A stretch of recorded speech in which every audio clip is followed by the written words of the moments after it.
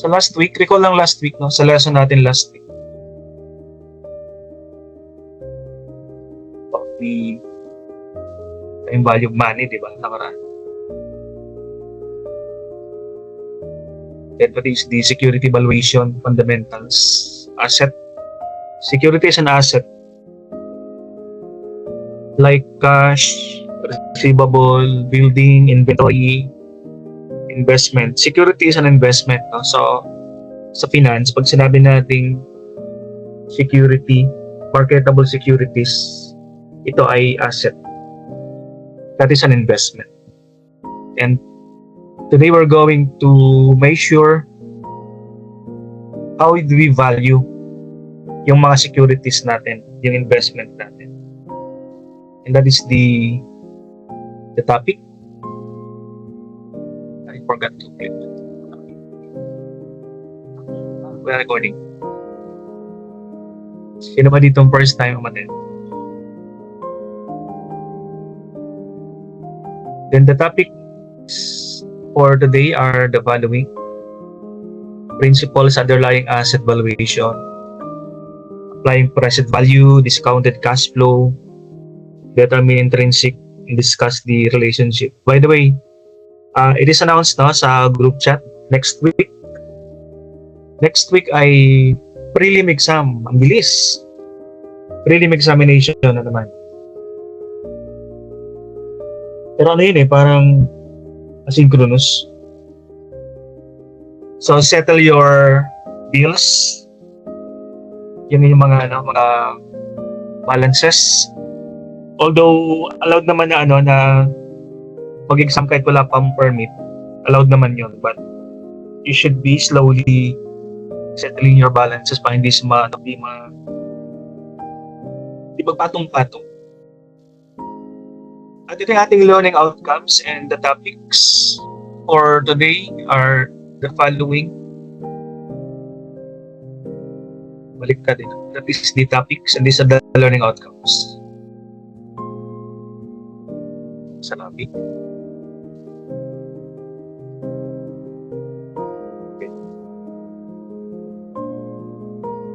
Topics to be covered: valuation principles, present value, discounted cash flow, market efficiency, overview. Ating asset valuation. Asset valuation is specifically yung investment ng ating binavalue kung magkano. Pag sa valuation, we should know the value of an asset. Sa importance in financial decision of asset valuation, diba? Bakit dapat nating malaman yung value ng ating mga investment? Proper asset valuation aids in evaluating investment opportunities. Pag tayo mag-i-invest, siyempre we should know kung magkano yung ating investment na bibilhin or ating kukunin, no? Example, if you want to buy a house and lot, how do you know the value ng house and lot? Kasi bawat lugar, iba-iba yung mga value ng mga asset. Iba yung value ng asset sa Quezon City kaysa sa Makati. Of course, mas price yung mga lupa sa Makati per square meter. Okay? Iba rin mas lalo sa province, no? Example, sa Quezon City, dito sa amin, sa Fairview, daming subdivision, dito ang lupa, nasa 30,000 pesos bawat square meter. Pag residential, no? Pag commercial naman, nasa mga 45,000 per square meter, no? Pag sa per square meter, 3 ruler. Isang square meter yon, 3 ruler per square. Yun ang isang square meter, that is 30,000 bawat square meter. Dito sa amin, sa ibang lugar naman, example sa Makati, o di mas mahal sa Makati per square meter, especially sa Ayala, no? Per square meter yung bilangan. Now, how do you know kung magkano ang value ng isang investment? Kung bibili ka ng lupa, may dalawang klase ng pag-value ng lupa, no? Kapag sinabi ng valuation kasi, assessing asset, kung magkano yung worth ng isang asset na yung bibilhin, or pag yan na yung ibebenta, or ikaw mag-invest, dapat malaman so that you can decide So may tatlong klase ng valuation. May tatlong ways how are you going to know yung value ng isang asset. Ang pinaka-convenient is you go to City Hall. Quezon City Hall, kung saan nakalugar yun yung lupa, doon kayo pupunta. Sa Quezon City Hall, assessor's office, sa likod, doon kayo pupunta, then they will just tell them kung saan nakalugar yung iyong lupa at malalaman nila. Hindi naman per lupa but per area. Example, North Fairview, ganun yung valuation doon. Or Pasong Tamo, Quezon City, parehas ang value ng lupa. That is the first way how to value. Yung pangalawa, you can contact a real estate assessor. Yung professional talaga na private assessor ng mga lupa. Ito yung mga real estate agent, di ba? You can see sometimes in Facebook, may mga pumasa sa real estate broker, real estate agent. Basta sa RB tawag nila dun eh. Ito yung mga tao, professionals na they are expert, competent in measure or assessing the value of lupa. Kasi nasubukan ko yan minsan, no? I want to assess the value of our lot here, Quezon City. Then, nireport sa akin isang assessor, real estate assessor. Mahal ang kanyang PF or professional fee, nasa 12,000. yung isang engagement sa kanya, yung bang i-value yung lupa nyo, then plus the documents, nasa 12,000 yung kanyang professional fee. So, that is pricey. Pero siyempre, that is more accurate. That is more detailed, no? Yung pangatlo naman, you will go to the BIR para malaman yung value ng iyong lupa. Kasi sa BIR kasi, doon nagbabayad ng tax. Doon nagbabayad ng real estate tax. Then, yung tax ng inaas ng BIR sa iyo ay naka-base sa value ng iyong lupa. So, meron sa listahan sa BIR ng mga value ng mga lupa ninyo. Ayan, no? So, yun ang 3 ways how are you going to know the value of your asset. Then, maraming klase ng asset. Example dito, no? Iba naman yung pag-value sa mga stocks. Iba yung pag-value sa real estate. This one. Iba ang pag-value sa stocks. Iba ang pag-value sa bonds. Tapos pang intangible assets like patents, franchise, di ba? You want to know magkano ang value ng iyong copyrights, magkano yung value ng iyong franchise. Kasi mga asset, then you should know how to value or to know the value of those intangible assets. At yung mga assets din na stocks. Saan magkano ang price ng stocks? So if you can recall, I ask you, magkano ang price ng stocks? Diba activity niyo yun? Ano bang binigay kong mga companies? Parang 10 yun. Ano mga companies yun? Wala na, walang gumawa ng assignment. Dito ba yun? Dito yung school na yun? Kailang klase ko doon sa investment? I asked you to know the value of stocks. Last, was it July 12 ba? Or July 10? Dito ba yon? Yes, sir, dito. July 5 po. July 5 po yun. I see. Okay. Di ba nalaman nyo? So, tinatanong ko doon, pinapa-assignment ko sa inyo yun kasi ang price ng bawat stocks ay pabago-bago. Parang sa mga gulay, di ba sa palengke, yung presyo ng gulay, pag pumunta ka ngayon, iba yung kanyang presyo. Kasi tagulan, di ba? Mas mahal. Next class, the evaluation principles. Still 4.5 or valuation of asset. Tangible, intangible, stocks, bonds. You should know the value for you to know which one is to be invested in. First principle, the market principle. Yung mga asset na nag-increase yung value. May mga asset din na nag-decrease yung value. Now, for example, yung lupa. Lupa, pataas ang value. Pero yung mga Yung mga example, building, machinery, pababa yung value. So, ano yun eh? Depreciation versus appreciation. Pag pababang value, depreciation. Pag pataas yung value, appreciation. So, yung mga asset na, for example, yung mga lupa, yung kanilang price ay depende sa market value. Binagit ko kanina, no? Pag nagtanong ka sa isang lugar, example, sa Puerto Quezon City, magkano bintahan ng mga lupa doon sa market? Yan ang kanyang FMV or fair market value pag binenta sa open market. Depende sa lugar, sa situation. Pag yun ay commercial, mas mahal. Then, may mga asset na mini-measure natin based on the income approach principle. Ito yung mga asset na ang kanyang value ay depende sa value niya in the future. Expected future cash flow. At tinatawag natin income producing properties.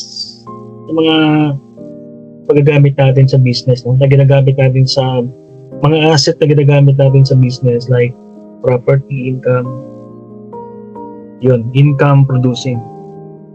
May mga asset naman na mini-measure natin based sa kanilang cost. Example, ito yung bahay, no? The cost approach calculates asset value based on replacement or production cost. Yung machinery, tapos yung mga building, pababa kanyang value. So, mini-measure natin yung kanilang value sa kanilang depreciated value, yung natitirang value. Example, yung building, binili mo siya noong 2020, 5 million. 2026 na ngayon. So, hindi na 5 million ang kanyang value. Mas mababa na sa 5 million. Yan tinatawag natin depreciated value or book value. Siguro from 5 million in 2020, magiging to 3 million na lang in 2026.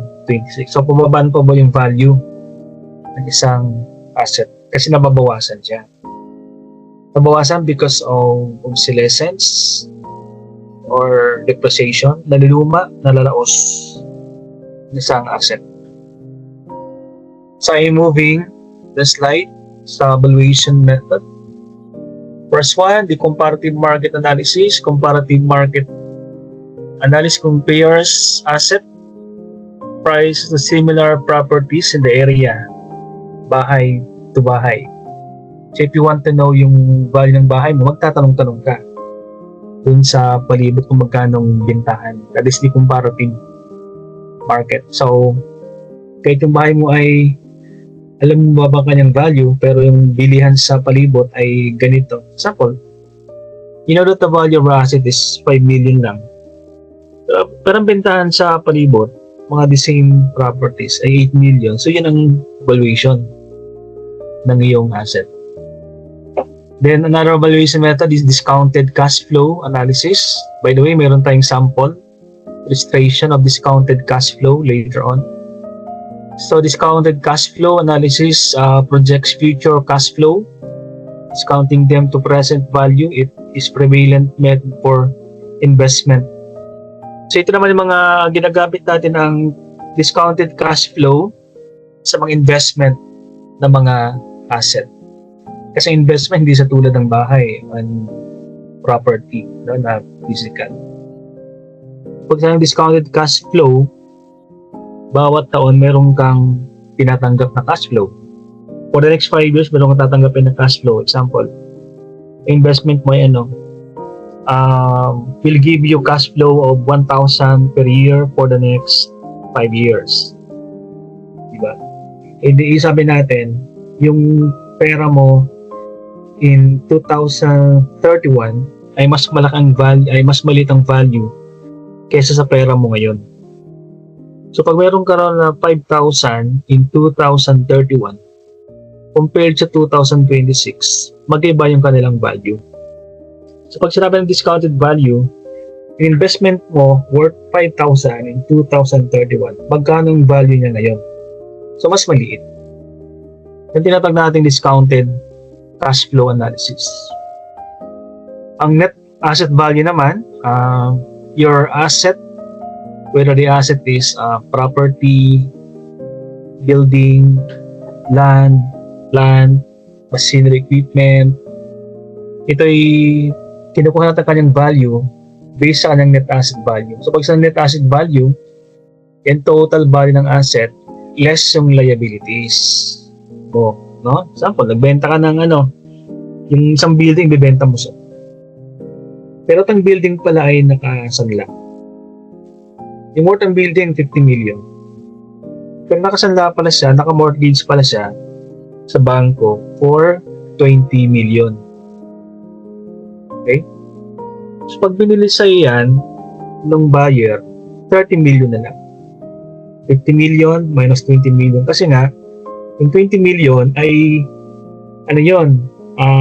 parang siya na yung aako ng 20 million na utang sa mortgage. Kaya ang sa'yo ay 30 million lang. So the value of the asset is 30 million. Pag nagbentahan, 30 million lang. That is 50 million value of the building minus the mortgage or the liability kasi nakasanla. Okay, so factors influencing asset valuation. Paano natin nalaman what are those things that influence ang asset valuation, no? Whether it is building or land or property.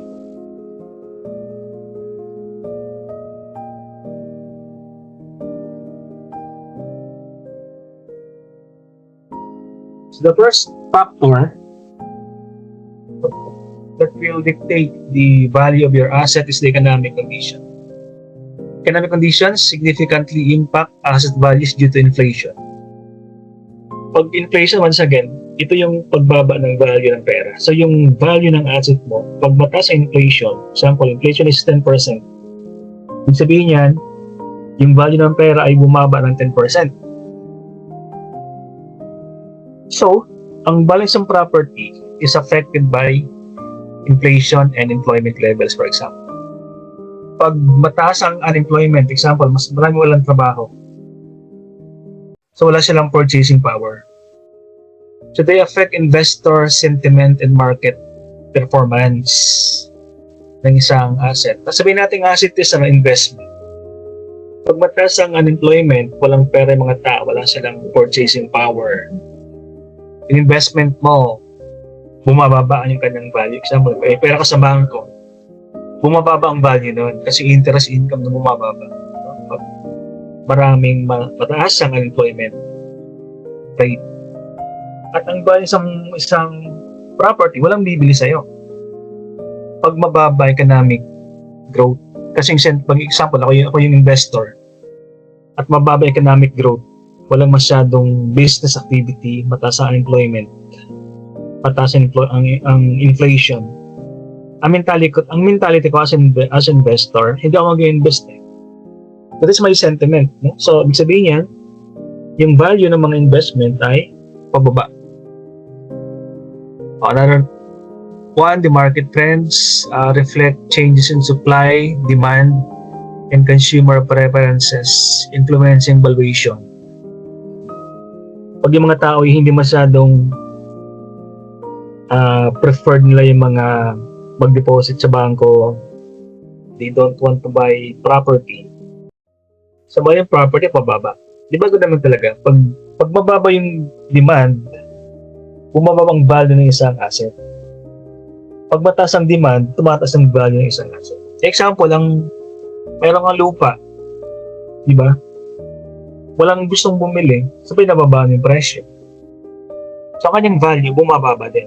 Pag binaliktad natin yan, if more people, they prefer, the preference of the people are to buy property. Example, people who wants to buy property in the highlands like Tagaytay. Yan kanyang preference.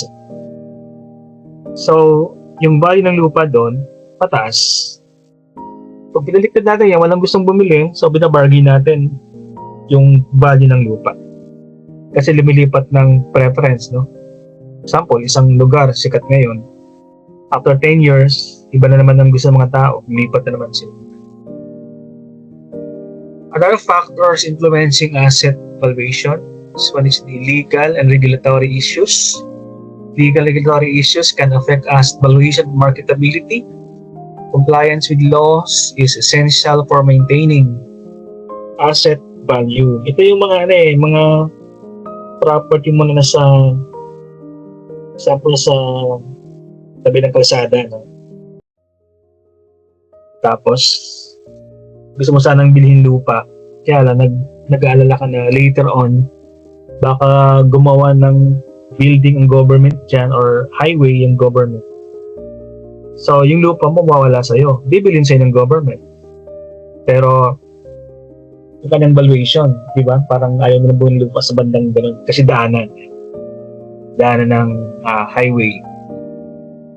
Another regulatory issue, siyempre mga taxes na will affect your valuation. Okay, then I moving this one. Introduction to present value. Ito na yung how we value yung mga asset na investment, no? For example. So definition of present value. Present value calculates the current worth of future cash flow. It accounts for time and risk factors effectively. So once again, ang present value ginagamit natin sa mga asset na investment. Ito you want to know yung value ng pera. Ang pera mo in 2031. Pera ka in 2031. You're expecting a cash in 2031. But that is 5 years away. If you want to know magkano yung value ng pera mong tatanggapin in 2031. So sabi ko kanina, pag meron kang investment na tatanggapin, example, pension, no? Pension. Meron kang pension fund na tatanggapin in 2031 worth 10 million. That is 5 years away. Yung 10 million, iba yung kanyang value ngayong 2026. Mas mababa. I mean, mas maliit compared. 10 million sa 2031 yun eh. Diba? So, magkano ka ng present value ngayong 2026? Natinag natin siyang present value. So the importance in asset valuation, present value is crucial for determining the value of investments accurately. It influences strategic financial decision making significantly. The reason why you want to know the value of your cash is for you to decide ngayon pa lang. Diba sabi ko sa mga pension fund, sabi ng pension fund, sir, mag-invest ka ngayon 2020, maghulog ka ng 1,000 monthly para 10 years from now meron kong tatanggapin, diba? O sige, 10 years from now magkano monthly? 1,000. So in 1 year pala 12,000 ang iyong ihulog 1 year kasi 1,000 times 12, that is 1 year 12,000. Sabi nung nag-offer 10 taon, sir, maghulog ka.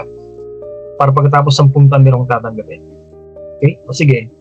12,000 per year times 10. After 10 years, meron kong tatanggapin 120,000. After 10 years, that is 2,036. 120,000. Okay? Pero, that is 10 years from now. You want to decide kung ikaw ba ay mag-invest ng 1,000 per month, i-compute mo muna yung kanyang present value. The reason is for you to decide for your decision making. Magkano ba yung value ng 120,000 ngayong 2026? Diba? So, mas maliit. So that is why you should compute later on, no? Yung present value. Ito naman, discounting cash flow. Yung una is the present value. Ito naman, discounting cash flow. Steps to discount cash flows. Discounting cash flows involves determining future cash flow and applying the discount rate. This process aids in valuing various assets accurately. Ito naman yung naghulog ka taon-taon, di ba? at bawat taon, kinukuha mo yung kanyang discounted cash flow. To understand this number 1, mamaya mas maganda sa ating illustration mamaya, no? How to compute the discounted cash flow. Meron tayong sample computation later on. A sample of this one, it will showcase later on the discounting methods. It will provide clarity on calculating present value and discounted cash flow for investment. So mamaya lang, natin, may slide tayo para dyan. Application of present value models. Investment decision making, present value models guide strategy. Investment decisions and resource allocation. They enhance financial forecasting and risk management. So, maganda yung malaman natin yung yung mga present value. Paano tayo decide? Kasi mamaya, you are investing in the future, tapos yung kanyang value pala ay mas maliit. So, valuation of financial asset, present value models are applied to, so, as I said kanina, ang present value ay ginagamit natin sa mga stocks na, for example, stocks, bonds, real estate assets, para ma-measure natin accurate assessment natin mapinan ng financial markets. Okay, this one is the example of cash flow, present value. So once again, ang present value, we are measuring yung value ng ating investment in the future. Okay, so you treat yourself as the one investing. Meron kang asset, investment, no? Example, time deposit. This investment of yours will pay you 10,000. Ibig sabihin, after 5 years, itong investment na to will pay you 10,000 pesos or $10,000. O yan itong 10,000 hindi mo hawak ngayon. Ito yung matatanggap mo sa 2031. That is 5 years from now. And the rate of return is 6%.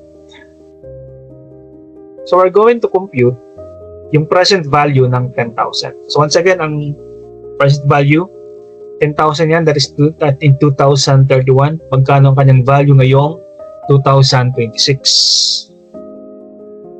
So FV, the FV means a future value 10,000. Kasi future value siya kasi ngayon 2031 mo pa siya makuha. Ito na siyang future value. So given ang FV, 10,000. Given then ang R.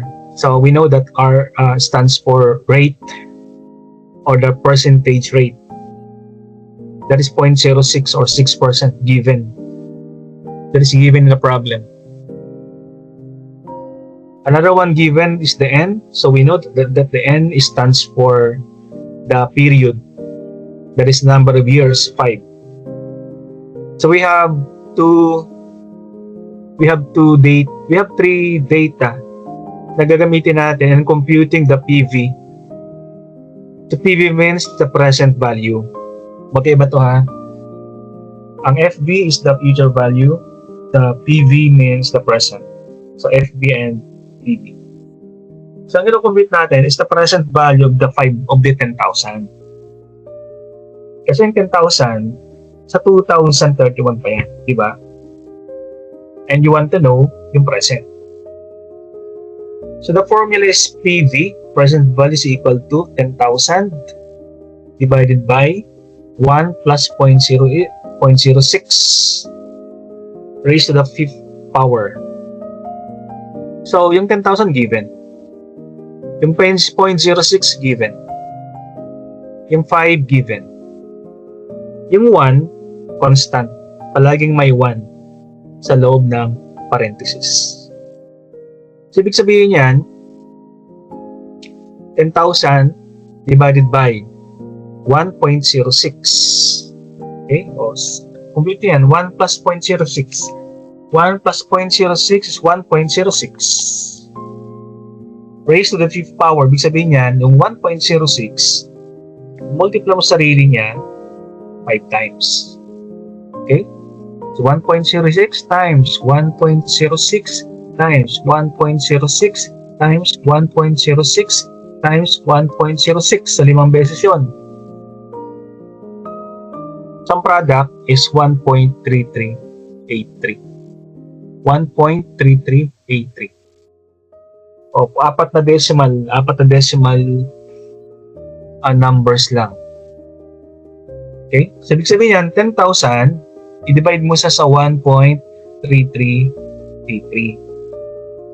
O, pag dinivide mo yan, your answer is 7,472.58. So, the present value or the PV is 7,472.58. Okay? So, pansin nyo, no? Ang FV ay 10,000, ang PV ay 7,472. Ibig sabihin yan, kung i-convert natin ngayong taon, yung 10,000 mo in 2031, ang kanyang value is 7,472.58 lang. Okay? So, ibig sabihin yan, pag may 7,000 ka ngayon, in 2031, hindi na yung kasya. In 2031, kailangan mong pera ay 10,000 na. Because of the time value of money. When yung single cash flow, single cash flow, isang bigayan sa'yo. Isang beses siya lang bibigay sa'yo in 2031. Okay, so ito naman ay sa discounted cash flow, analysis of asset valuation. Discounted cash flow. So DCF na. So DCF evaluates an asset's value based on projected cash flow. It discounts future cash to present value. Importance in asset valuation. DCF is crucial for understanding an asset's true worth, the components. So ganito rin to, kaya lang hindi sa bigla ang isang beses lang tatanggap ng 10,000. If you want to know yung true worth, kanina di ba? Sabi mo, tuwang-tuwa ka, meron kang 10,000 in 2031. Pero ang true worth niya o totoong value niya is only 7,472. Mas mababa. So that is the reason bakit tayo gumagamit ng present value para malaman totoong value ng iyong 10,000 in 2031. Okay? So, pinagkaiba, ang single cash flow, isang beses ka lang tatanggap.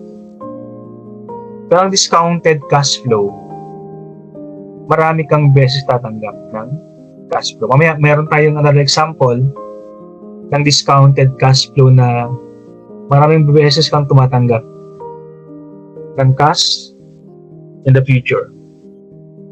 So cash flow projections, cash flows are categorized as operating. Yung pasok ng pera, no? Yung pasok ng pera sa'yo. Tatlong klase yan. Ang unang cash flow mo ay yung cash flow na nanggaling sa operation. Hindi yung business. Pag ikaw ay nasa grocery store, yung cash flow na operating ay nagagaling sa benta ng grocery. That is operating.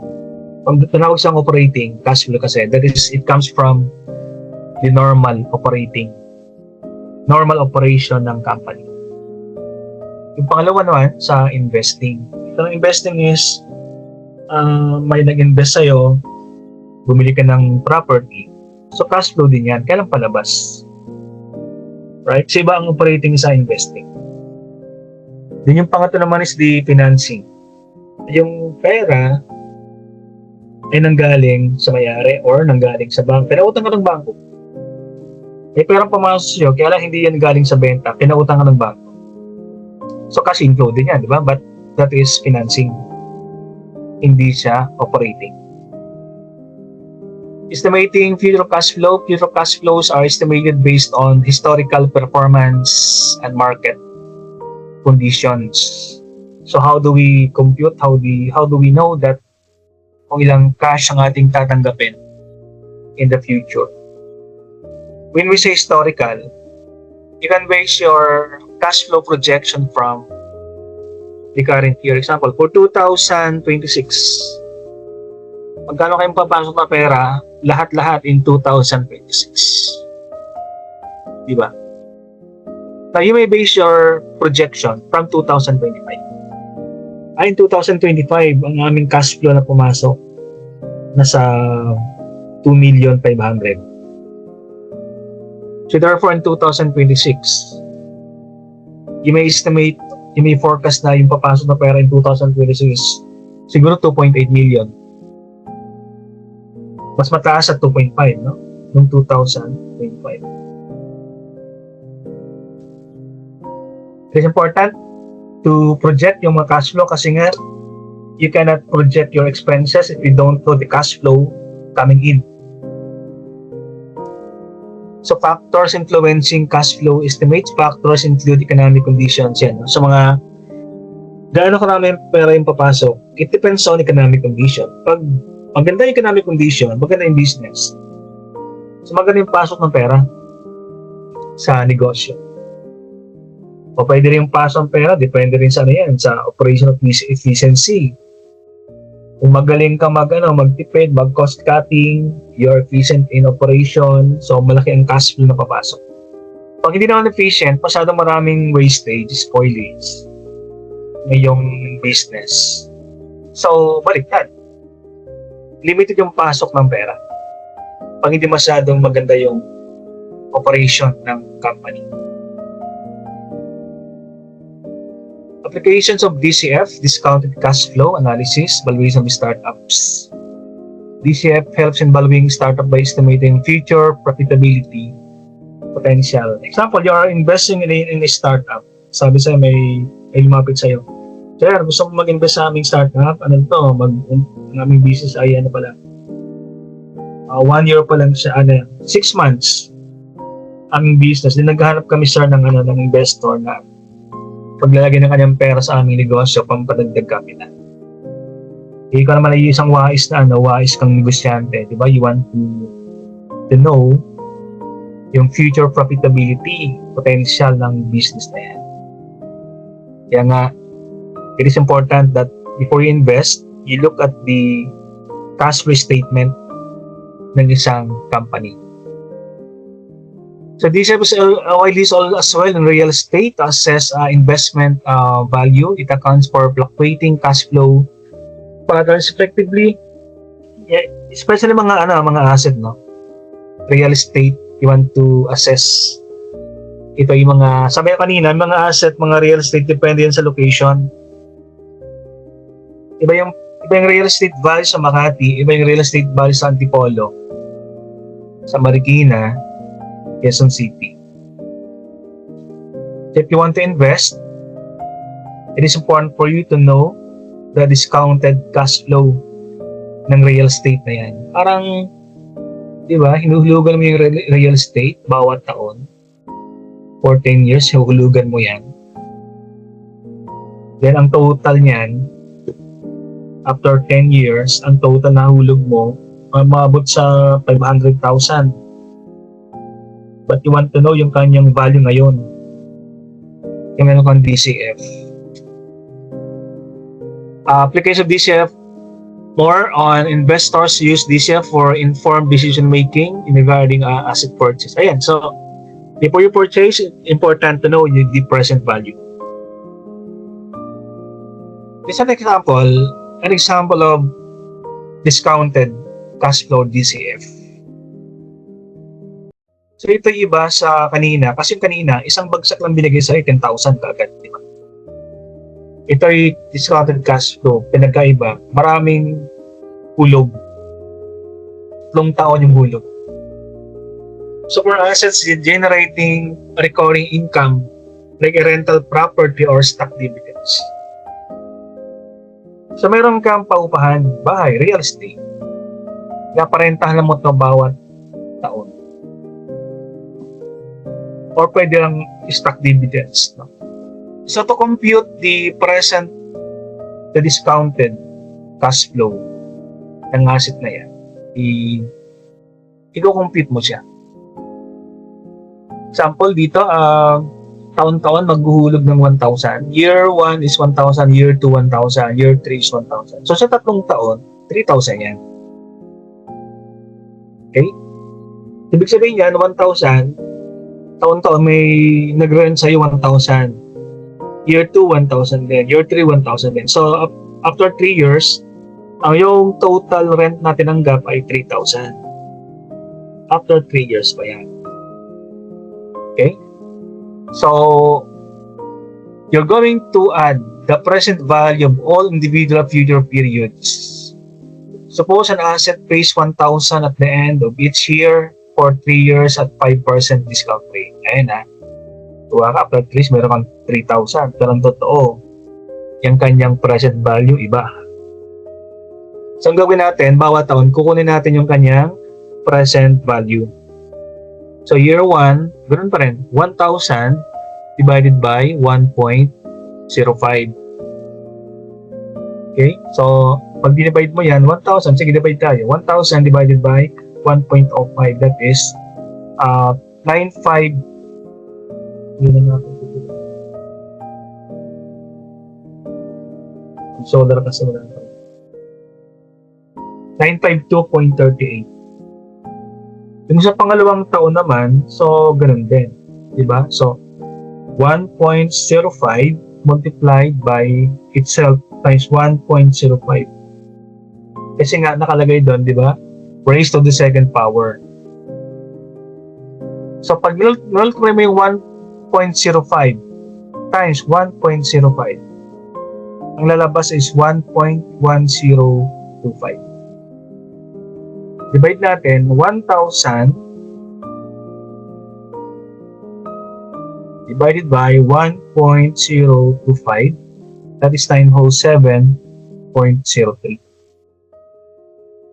Okay? Second year, ganun din. Kaya lang times 3 yung 1.05.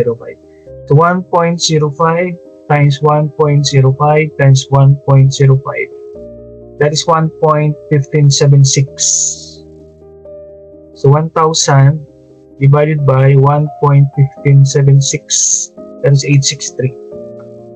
Nakuha natin present value yung tatlong upa sa'yo at tigo 1,000 bawat taon.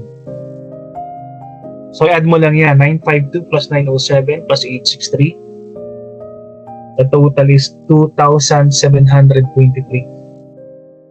So ano ibig sabihin yan? No? Yung tinatanggap mong 1,000 bawat, tatanggapin mong 1,000 bawat taon hanggang 2028. Sabi mo 3,000, di ba? Pero ang totoong value niyan ay hindi 3,000. 2,723.25 lang. Okay? O di makapag-decide ka, di ba? 2,723.25. So, malayo, no? Malayo yun sa 2,000 sa 3,000. So you may decide, di ba? Kung anong gagawin mo. Okay, I'm moving my slide. Ito yung last topic natin, market efficiency, overview in asset valuation. So definition of market efficiency. Market efficiency refers to asset prices reflecting all available information accurately. If you want to decide, di ba, pag bibili ka ng property, lahat ng available na info, yung lugar, yung growth rate ng lugar, yung flood situation, flood control situation ng lugar, titin mo rin yun, yung growth, yung plano ng government doon sa lugar.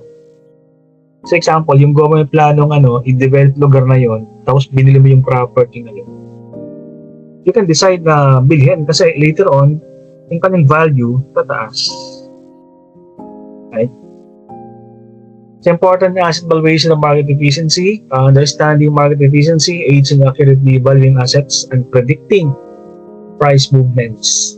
Okay, maglalagay daw ng SM dito. O bili kayo lupa dyan, di ba? Tapos maglalagay sila ng SM. So, ang kanyang value tataas.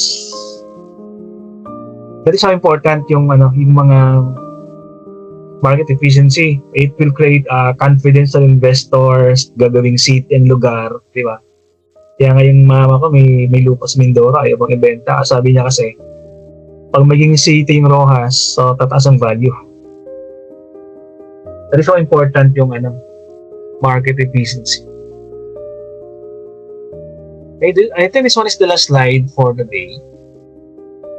Applications for investors ng market efficiency. Investment strategies, investors must adapt their strategies based on market efficiency types. Diversification and passive management often yield better results in efficient markets. If you are the investor, di ba, you must adapt, you must buy back. Magtatayo mo dyan, di ba? Pag sinabing magkakaroon ng city or SM, then tatayo mo dyan. Tayo ko ng mga establishment din, di ba? The risk assessment, understanding market efficiency, helps in assessing investment risk accurately. For the investors, you can evaluate potential discrepancies in expected returns and actual market behavior. O sabi mo kanina, maganda itong lugar na kasi magkakaroon ng SM, city, or magiging city itong lugar na to. But that is not only the factor, di ba? Tapos yung lupa, pero siyempre pag naging crowded, naging city ang isang lugar, meron din siyang risk na darating. Example, criminality, di ba? Pag dumami yung tao, pollution, risk. Criminality are risk. Garbage collection, risk yan, di ba? Yung taxes, tataas din. So may mga corresponding risk na. Market predictions become more reliable in efficient markets due to information assimilation. However, unexpected events can still lead to significant asset price volatility. May mga events na unexpected. You are not expecting this on the bourse, but it can affect the price of property. Okay? Example, flood control, di ba? Mahina yung flood control situation, ba binabaha yung lugar. Yan. Or fault. Maganda yung lugar, pero yung pala, dinadaanan ng fault lines. Political situations.